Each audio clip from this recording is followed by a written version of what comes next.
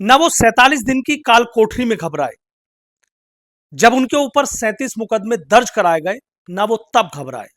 और जब उन पर 10 बार जानलेवा हमले हुए, वो तब भी नहीं घबराए।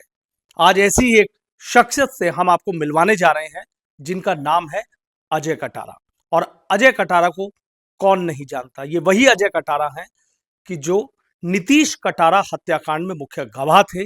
इनकी गवाही और गवाहों की गवाही के बाद ही जो डीपी यादव, बाहुबली डीपी यादव के बेटे और भांजे को उम्र कैद की सजा हुई।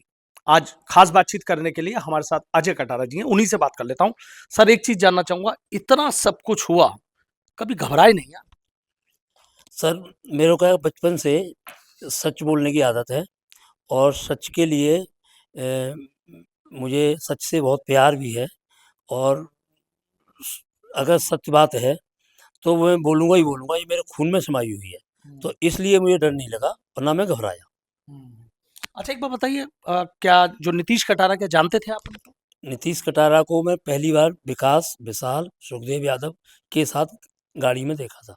हम्म। उससे पहले मैं कभी नहीं जानता था नीतीश कटारा को। हम्म। केवल विशाल, विकास और सुखदेव यादव को जानता था। उनको जानते थे। जी। लेकिन सर, एक बताइए कि जब नीतीश कटारा हत्याकांड हुआ, ना आप जानते थे, ना दूर तक आपका कोई उनसे रिश्ता था, फिर इस मामले में गवाही देना, लोग इस बात को तो कर रहे हैं ना, भाई घर के लोगों ने भी आपसे कहा होगा, भाई हमारे कोई ना परिवार का है, ना कोई हम जानते हैं, ना रिश्तेदार है, फिर आप गवाही क्यों दे रहे हैं?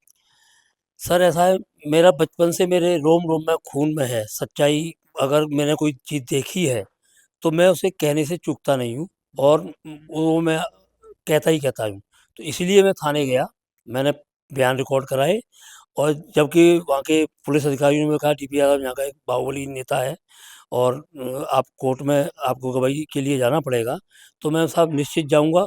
तो बार-बार सबकी तरफ ये सुई कहे कभी टूट ना जाए ये। हम्म। और मैं आज तक नहीं टूटा। हम्म। बाकी सब गवाह टूट गए, हम्म। मैं नहीं टूटा आज तक। और मैं जो गवाह मुकर गए, वो डीपी यादव के लिए देवता बन गए। हम्म। और जो मैं नहीं टूटा, तो डीपी यादव का अत्याचार जो मुझ पे हुआ, हम्म। ऐसा अत्याचार मैं नहीं समझता उस देश में किसी व्यक्ति पर हुआ होगा, हम्म। जो मुझ पे हुआ। हम्म। 37 केस फ़ॉल्स मेरे पे दर्ज कराए गए। हम्म। झूठा मुकदमा अपहरण का दर्ज डीपी यादव ने अपने रिश्तेदार से कराया। 47 दिन मुझे काट कोठरी में रखा। हम्म। उसके बाद मैं छूट के आया तो वो मुकदमा एक्सपंज किया गया, झूठा पाया गया हम्म। पुलिस ने। हम्म। और 10 बार मेरे ऊपर हमले किए गए, जानलेवा हमले किए गए, हम्म। ज़हर दिया गया और गोलियाँ चलवाई। और कई जो मतलब ऐसे अटैक मेरी पत्नी पे तक अटैक किया गया 2020 में। हम्म। उसको बाल पकड़ के घसीट के बदमाशों ने मारा पीटा हम्म। और उस मुकदमे में भी चार्जशीट लगी। हम्म। तो इस तरह से मैं अत्याचार झेल रहा डीवी यादव का। लेकिन सर, कभी ऐसा नहीं लगा, डीपी यादव, बाहुबली नाम, एक अपना एक बहुत बड़ा उनका वो, कभी ऐसा डर नहीं लगा कि आपके साथ कुछ हो सकता है? सर, डर के आगे जीत है, ये मैंने मुहावरा सुना है या लोगों ने सुना भी है। हम्म। तो डर में केवल 2 चीज़ से लगता है। एक मुझे डर लगता है पाप करने से और दूसरा डर लगता है मुझे झूठ बोलने से। हम्म। क्योंकि जो आदमी पाप करता है, उसके उसकी मदद ईश्वर नहीं करते हैं। हम्म। जो झूठ बोलता है, वो एक अप आदमी की अंतरात्मा ही मर जाती है, तो हम्म। उसके साथ भी ईश्वर साथ नहीं देता है। हम्म। इसलिए मैं सच बोला था और जिस दिन मैं गवाही दे के निकला, उस दिन मुझे हल्का-सा ये डर लगा कि डीपी यादव मुझे शायद मार देगा। पर हम्म। लेकिन आज मैं 23 साल हो गए इस बात को, हम्म। 23वाँ साल चल रहा है हम्म। और मैं आपके सामने ज़िंदा बैठा हूँ, हम्म। क्योंकि सत्य की रक्षा ईश्वर करता है, हम्म। असत्य की रक्षा कोई नहीं करता है। तो मुझे ये विश्वास है मैं सत्य बोलूँगा, तो मेरी रक्षा कौन करेगा? ईश्वर करेगा। हम्म। और मेरी रक्षा आज तक हो रही है, न्यायपालिका कर रही है, पुलिस प्रशासन कर रहा है और देश के जो अच्छे लोग हैं, जो न्यायप्रिय लोग हैं, हम्म। उनकी दुआएँ मेरी रक्षा कर रही हैं। अच्छा सर, जैसे आपने बताया कि कोर्ट में जाते थे, गवाही देने जाते थे, लेकिन कोर्ट तक जाना, जाने के बाद वहां से वापिस आना, तो अंदर दिल में कुछ धक धक तो होती होगी, कभी लगता होगा क्या हो जाए क्या ना हो जाए, परिवार भी डरता सहमता होगा। परिवार तो मेरा आज भी डरता है। मेरे पूरा परिवार काफ़ी बड़ा परिवार है मेरा, आज भी डरता है कि डीपी यादव कभी कोई अनहोनी घटना परिवार के साथ ना करवा दे। हम्म। तो मैं कहता हूँ करवाएगा तो देश के लोग भी तो देख रहे हैं, हम्म। देश की जनता देख रही है। हम्म। अगर ऐसा करवाएगा तो इसमें हमारे प्रदेश में योगी जी की सरकार है हम्म। और इतनी बढ़िया सरकार है कि मैं चाहता हूँ कि ऐसी सरकार हर प्रदेश में हो, और जहाँ गुंडे, माफिया, मवालियों का बोलबाला योगी जी ने नेस्तनाबूद कर दिया है, ख़त्म कर दिया है एक तरह से। इसमें हमारे देश में, हमारे प्रदेश में पुलिस का इकबाल बहुत बड़ा है, जो कि इसमें पुलिस ने सारे बदमाशों को नेस्तनाबूद कर दिया है, और उत्तर प्रदेश में तो बिल्कुल ही कर दिया है। कभी ऑफर आया होगा सर आपके पास जब गवाही आप दे रहे होंगे कि ये ले लीजिए और पीछे हट जाइए? कई बार आया, और तरह तरह के ऑफर आए, और डीपी यादव ने, मैं एक शब्द में बता देता हूँ कि 10 करोड़ से स्टार्ट होके 50 करोड़ तक का मुझे ऑफर दिया। मैंने वो ठुकरा दिया कि पाप का पैसा है, कोई मेरे घर में बुरी चीज़ लेके आएगा, या मेरे मेरा ही विनाश करने के लिए आ रहा है, तो उससे मैंने कभी लालच में नहीं आया मैं, क्योंकि मैं तो 2 रोटी खाता हूँ और आराम की नींद सोता हूँ। अच्छा, वो करते हैं। अच्छा सर, एक बात और बताइए कि उस दिन की घटना आपसे जानना चाहूंगा जिसमें आप गवाह रहे। क्या हुआ था? उस दिन मैं एक अपने मित्र के यहाँ, मेरे गांव का लड़का था, उसके जन्मदिन में गया हुआ था, तो वहाँ से रात को लौट रहा था। तो ये जो घटना जो मेरे साथ घटी, ये हापुड़ चुंगी चौराहे के पर थी। एक कबीरनगर थाने की तरफ से गाड़ी आई, टाटा सफारी, उसमें चारों लोग थे। तो विकास यादव चला रहा था, तो मेरे स्कूटर पीछे से हिट कर दिया, तो गाड़ी के सामने मेरा स्कूटर गिर गया। तो मैं गुस्से में वहाँ से उठा और सीधा इनके पास पहुँच गया। तो विकास यादव ने शीशे उतार लिए और मुझे गाली देने लगा। तो जानता नहीं मैं डीपी यादव का लड़का हूँ, तो मैं इनको पहचानता था कि गाजियाबाद में गुंडई करते थे, तो इनको सभी लोग, पूरा गाजियाबाद ही जानता है। तो फिर मैं इनको चारों को देख लिया, तो यही बात मैंने पुलिस को बताई, और पुलिस ने कहा आपकी हम गवाही रिकॉर्ड कर लें? मैं हाँ कर लीजिए। पर ये बात रही कि मैं कोर्ट में तो नहीं हम बार बार मुकर जाओगे, बार बार यही कहना था उनका। मैंने कहा सर, जो मैं सत्य बोलने यहाँ आया हूँ, तो मैं कोर्ट में मुकरने का कोई मतलब ही नहीं होता है। तो मैंने गवाही पूरी दी अपनी कोर्ट में, और जो मैंने देखा वही मैंने कोर्ट में बताया। तो मेरे को ये गवाही जिस दिन में थी 31 मई 2003 को, उससे पहले डीपी यादव ने अपने काले कोट में बदमाश लगा दिए। तो फिर आईजी साहब मेरठ में थे उसमें, मैं उन्हें जानता भी नहीं था। तो डिक्शनरी से मैं नंबर निकाला आईजी मेरठ साहब का, तो उसमें आईजी साहब थे श्री BN राय साहब। तो उन्होंने मेरा नंबर उठाया, और वो सरकारी नंबर था, वो आईजी साहब ने उठा लिया। तो मैंने उनको पूरी बात बताई, सर मैं एक केस में गवाह हूँ, तो नीतीश कटारा केस में, और मुझे बदमाशों ने घर के बाहर घेर रखा है, तो मैं सुबह कोर्ट में जाना है। तो उन्होंने मुझे एस्कॉर्ट प्रोवाइड कराई एसएसपी गाजियाबाद साहब से, और मुझे एस्कॉर्ट गाड़ी कोर्ट में लेके गई, और मुझे बात सुरक्षित घर कोर्ट छोड़ के गई। तो उस दिन मुझे कोर्ट ने भी सुरक्षा और बढ़ा दी मेरी, शाम को गवाही होने के बाद, कि इस विटनेस को खतरा है, और डीजीपी यूपी को ऑर्डर किया, तो वो मेरी सुरक्षा और इनहेंस हो गई। अच्छा सर, जिस दिन ये पता लगा आपको कि भाई सजा मुकर्रर कर दी गई है, आजीवन कारावास इन लोगों को कर दिया गया है नीतीश कटारा हत्याकांड में, उस दिन क्या लगा? एक इतनी आपने मेहनत की, एक अपनी जान भी जोखिम में डाली, उस दिन क्या लगा? वो शब्द आपसे जानना चाहता सर वो शब्द, जिस दिन ये सजा हुई 30 मई 2008 को, उस दिन पूरा देश खुश था। पर लेकिन हल्का सा इसमें ये था कि ये ऑनर किलिंग का मामला बन रहा था, इसमें फांसी हो जाती तो और अच्छा था। पर लेकिन जो माननीय न्यायालय ने किया होगा, सोच समझ कर किया होगा, उस पर मैं टिप्पणी नहीं कर पाऊंगा। पर लेकिन उस दिन मैं कभी काफ़ी चैनलों में मेरा इंटरव्यू हुआ, तो मैंने उस दिन यही सबसे प्रार्थना की कि पिता को बच्चों पर ध्यान देना चाहिए, कि मेरे बच्चे बिगड़ ना जाएं। पर डीपी यादव बच्चों पर ध्यान नहीं दिया, और डीपी यादव केवल पाप की, मतलब जड़ों को आगे बढ़ाते गए, और उसी का ही नतीजा है। अगर डीपी यादव पाप इतना नहीं करते, तो बच्चे भी इनका ऐसा पाप नहीं करते। लेकिन सर बहुत सारे मामलों में आपने देखा होगा कि गवाही होती है लेकिन गवाह मुकर्रर जाते हैं, कि गवाह मुकर गया, भाई हम क्या कर सकते हैं? सर वो जो गवाह जो मुकरते हैं, या तो उनकी अंतरात्मा बहुत कमज़ोर होती है, या वो किसी डर के कारण मुकरते हैं, और तीसरा ये है कि वो पैसे के लालच में आ जाते हैं। क्योंकि जब एक साथ एक मुश्त इतना पैसा मिल रहा है, तो जीवन में उनको मेहनत नहीं करनी पड़ेगी, और वो ले लेते हैं पैसा। तो वो इन केसों में इस तरह से वो मुकर जाते हैं। पर जब वो मुकरते हैं, तो जो मृतक होता है या जो विक्टिम होता है, उसकी आत्माओं को बड़ा कष्ट होता है और उसके परिवार को बड़ा कष्ट होता है। और मैं ये भी कहूँगा माननीय न्यायालय को सब पता रहता है कि ये गवाह सही है, सच है और ये झूठा है। जब गवाह मुकरता है वो सच्चा गवाह, तो माननीय न्यायालय को भी जो है बड़ा दुःख पहुँचता है कि मैं किस आधार पे इसको कन्विक्ट करूँ मुलज़िम को, ये भी गवाह जो है मुकर गया। पर हमारे यहाँ ऐसा कोई कानून नहीं है कि गवाह मुकर जाए उसको सज़ा दे दो, तो वो चीज़ है। वो ऐसा कानून बनना चाहिए कि गवाह अगर पुलिस के बयान से मुकरता है, दिए हुए अपने बयान से, तो उसके लिए कोई एक सज़ा बननी चाहिए। अच्छा सर, कभी ऐसा लगा, साल दर साल बीतते जा रहे थे, अब सजा होगी, अब सजा होगी, लेकिन नहीं हो रही थी, कभी ऐसा लगा कि कदम पीछे खींच लें?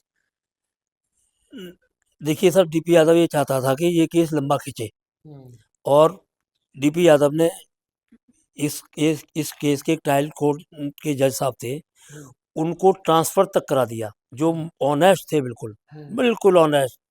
और उन जब मैं गवाही दे रहा था, तो उनकी पीछे से कॉलर फटी हुई थी। मैं अपनी आँखों से देख रहा था। तो मैंने सोचा जज साहब इतने ऑनेस्ट हैं, तो मैं क्यों ऑनेस्टी से गवाही ना दूँ? और मैंने सर ऑनेस्टी से गवाही दी और इस केस को मैं अंजाम तक पहुँचाया। मैं हाई कोर्ट तक भी नहीं टूटा, मैं सुप्रीम कोर्ट तक भी नहीं टूटा। और माननीय सुप्रीम कोर्ट ने तो ये बोला है, ऑर्डर में, जजमेंट में, नीतीश कटारा वाले मैटर में, कि जो गवाह टूट गए, वो तो आपके लिए देवता हो गए और जो अजय कटारा नहीं टूटा, आप उस पे बार-बार उँगली उठा रहे हो कि वो ये है, वो है, वो फलाना है, ढिकाना है। तो जो गवाह टूट गए इस केस में, उसके बारे में बताओ, तो उसके लिए इन डीपी यादव के वकीलों पर कोई जवाब नहीं था। तो माननीय सुप्रीम कोर्ट ने मुझे इस केस का स्टार विटनेस भी आदेश में कहा है। ये भी कहा है। अच्छा सर, एक चीज देख रहे हैं कि जैसे अभी यूथ के लिए कोई मैसेज? सर, हमारे जो देश का यूथ है, इस ऐसा यूथ पूरे वर्ल्ड में किसी देश के पास नहीं है और पूरे विश्व की नज़र हमारे यूथ पर है। और हमारे देश में यूथ में एक से एक बढ़िया बच्चे हैं, एक से एक बढ़िया लड़के हैं। और यूथ के लिए मैं ये कहूँगा कि अगर कहीं आप क्राइम देखते हैं और कहीं अपराध होता है, तो उसको आपको रोकना चाहिए और उसके लिए जो सच है, अगर कहीं गवाही भी देनी पड़ जाए, तो गवाही भी देनी चाहिए, क्योंकि गवाही देने से अपराधी के हौसले कमज़ोर पड़ते हैं और अपराध में कमी आती है। अपराध पे बात कर लेता हूँ। अभी यूपी के आंकड़े जारी हुए हैं और उसमें एक ये बात निकल कर आई है कि अपराधियों को सजा दिलाने में यूपी में मेरठ नंबर 1 आया। तो सर, आपको लग रहा है कि चीजें बहुत तेजी से बदली? हाँ, ये बिल्कुल बात सही है, मेरठ नंबर 1 आया है। मेरठ इसलिए नंबर 1 आया है, मेरठ में इस समय जो अधिकारी हैं, वो एक से एक बढ़िया अधिकारी है। एक से एक बढ़िया अधिकारी है, एडीजी साहब, आईजी साहब, एसएसपी, सब लोग अच्छे-अच्छे छाँट-छाँट के पोस्ट किए गए हैं। एक तो नंबर 1 ये। दूसरा, सरकार का जो एम है कि गुंडा मुक्त प्रदेश, गुंडा मुक्त जिला, उससे बहुत बड़े बदलाव आया है। और योगी जी जो कर रहे हैं पूरे प्रदेश में, मैं अपने उम्र में पहली बार देखा है कि आप कहीं भी रात को 12 बजे चले जाओ, दिन में कहीं भी चले जाओ, कोई अप्रिय घटना मैं तो नहीं सुन पा रहा। और छोटे-मोटे अपराध तो देखो इतना बड़ा देश है, कहीं होते हैं प्रदेश में। पर लेकिन हीनियस क्राइम मेरठ में काफ़ी दिन से नहीं सुना। तो अच्छे अधिकारी हैं और इसमें हमारे जो डीजीपी हैं, उनका तो कोई जवाब ही नहीं है। मतलब जब नीतीश कटारा कांड हुआ था, तो उन्होंने ही मुझे पहली सुरक्षा प्रोवाइड कराई थी और मैं उनको ज़्यादा बड़ी बात नहीं बोल रहा हूँ, जो सच है वो बोल रहा हूँ कि ऐसे डीजीपी हर प्रदेश में हो जाएँ, तो गुंडे, माफिया, बदमाश, मवाली प्रदेश खाली करके भाग जाएँगे। प्रदेश खाली करके भागे। अच्छा सर, कभी परिवार को भी आप काबू में नहीं आ रहे थे, तो कभी परिवार के लिए भी सोचा हो? मेरे परिवार पर भी काफ़ी दबाव डाला और मेरे वकीलों पर भी दबाव डाला, मेरे रिश्तेदारों पर भी दबाव डाला, पर लेकिन उन सब लोगों ने मुझे यही समर्थन किया कि जब वो नहीं टूट रहा है तो फिर हम क्यों उस तरह की बात सुने डीपी यादव की। तो डीपी यादव इनडायरेक्ट वे में धमकी आती थी डीपी यादव की कि डीपी यादव राज्यसभा सांसद है, वो पार्लियामेंट में बैठ जाएगा कैमरे के सामने और डीपी यादव गैंग तुम्हारे पूरे परिवार का सफाया कर देगा। तो मैं उन लोगों से कहता था, भाई ऐसी बात आप मुझे कह के डरा क्यों रही हो? तो ये बात मैं समझ जाता था डीपी यादव का भेजा हुआ आदमी है, तो मैं उनको ज़्यादा लिफ्ट नहीं देता था और उनको घर से हाथ जोड़ के जाने के लिए बोल देता था। मतलब आपको लग रहा है कि आपके अंदर एक अलग ही हिम्मत, एक अलग ही हौसला था और कहीं न कहीं था कि भई एक बच्चे को कहीं न कहीं इंसाफ दिलाना। एब्सोल्यूटली राइट, क्योंकि इंसाफ अगर आप दिलाओगे तो उसमें ऊपर वाले को भी बड़ी खुशी होती है कि कोई तो आदमी आया है सच बोलने के लिए। तो इसलिए मेरे ऊपर वाले की मेरे ऊपर कृपा है, आप भाइयों की भी कृपा है, जनता की भी कृपा है और मुझे लगता है कि नीतीश कटारा की आत्मा भी मेरी रक्षा कर रही है और शायद उसकी कृपा से मैं ज़िंदा हूँ।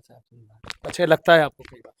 बिल्कुल लगता है और आप अगर सच काम करते हैं, नेक काम करते हैं, तो आपके साथ इस ब्रह्मांड की पूरी शक्ति रक्षा करती है आपका। और मैंने पढ़ा भी है, कानून की किताब में भी लिखा हुआ है, धर्मो रक्षति रक्षितः। जब आप धर्म पे चलते हो, सच काम करते हो, तो धर्म आपकी रक्षा करता है। अच्छा सर, सीबीआई जाँच भी अब तो एक डीपी यादव ने एक जो है मेरे खिलाफ एक प्लांटेड एक मुकदमा लिखाया था बदायूं में, उसमें मेरा नाम खुलवा दिया था। तो उसमें एक फेक एसएलपी माननीय उच्चतम न्यायालय में डीपी यादव के द्वारा दर्ज कराई गई है। उसमें ओरिजिनल जो आदमी था भगवान सिंह, वो कोर्ट में आ गए। उन्होंने कहा ये एसएलपी मैंने दर्ज नहीं की है। उसमें डीपी यादव और डीपी यादव की गैंग और उसके वकीलों की अभी माननीय सीबीआई इंक्वायरी हुई है, चल रही है। अब सीबीआई हमारे देश की बहुत बड़ी संस्था है और सीबीआई दूध का दूध, पानी का पानी ज़रूर कर देगी, ऐसा मुझे लगता है। आखिरी सवाल है, नीतीश कटारा को तो इंसाफ मिल गया, लेकिन एक के बाद आप पे 37 मुकदमे दर्ज किए गए, अभी और भी कुछ चल रहे हैं, तो लग रहा आपको भी इंसाफ मिलेगा? देखिए, अब माननीय सुप्रीम कोर्ट ने मेरे आँसू पोंछ दिए हैं, जो मैं 22 साल से रो रहा था अंदरूनी। और तो मैं समझता हूँ अब आँसू मेरे पोंछ गए हैं, तो ये आजीवन आँसू पोंछ दिए। अब किसी की डीपी यादव गैंग या किसी की ज़रूरत नहीं होगी कि मेरे खिलाफ अब कोई फ़ॉल्स मुकदमा दर्ज कर पाए, और करेगा तो फिर मैं फिर कोर्ट जाऊँगा माननीय न्यायालय के सामने। ठीक है। बहुत-बहुत शुक्रिया। तो देखिए अजय कटारा हैं, किस तरीके से बेबाक अपनी बात रख रहे हैं, बिल्कुल साफ अपनी बात रख रहे हैं, सीधा कह रहे हैं कि ना मैं कभी किसी से डरा, ना किसी से घबराया, क्योंकि मुझे सच्चाई के रास्ते पर चलना था। युवाओं से भी अपील की है कि वो अपने कदम आगे बढ़ाएँ, किसी को मदद की ज़रूरत है तो मदद करें, कहीं गवाही की ज़रूरत है तो गवाही दें और सीधा कह रहे हैं कि हो सकता है कि जो नीतीश कटारा है, उसकी आत्मा मेरी रक्षा कर रही हो। For exclusive and insightful videos, subscribe to our new channel ABP Live Premium.